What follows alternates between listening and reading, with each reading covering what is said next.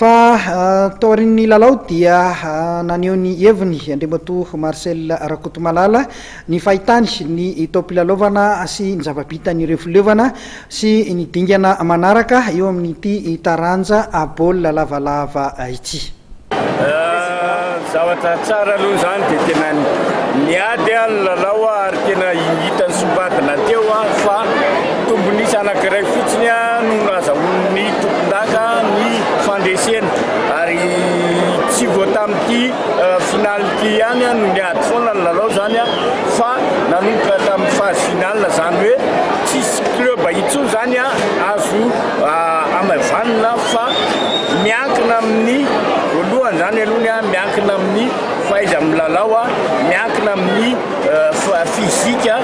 ary indrindrandrindra ny gestion ny coach,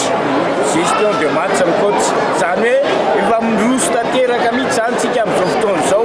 amin'ilay politique de haute performance zany hoe azavaky kely ihany ngamba satria mety tsy fantatry olona le izy ary zay moa zavatra kenjen'ny malagasy dia nahoan'ivon'ny Maquis de Madagascar nahoan'ivon'ny club zany dia ny ananan'izay politique de haute performance zay mirona tanteraka any amin'ilay resaka semi professionnel amin'izao fotoana izao zany raha nijerentsika zao le club anankiroa tafakatra finale teo zany marina fa club anankarte anaty azo ka nefany manana ny sponsorny matanjaka anaty azo zany hoe efa mirona kely zany any amin'ilay semi professionnel le ana mba himotivena andreo club atsika ireo zany coach fa moa dia mazava ho azy fa miaramila miasa tanteraka zany any ankamaroany reny miaramila daholo ary zay zany no ezahana ao anatin'ity golden top 20 ity zany mba ho irona amin'izay ny club rehetrarehetra ka hanana partenaire sponsor akoatran'izay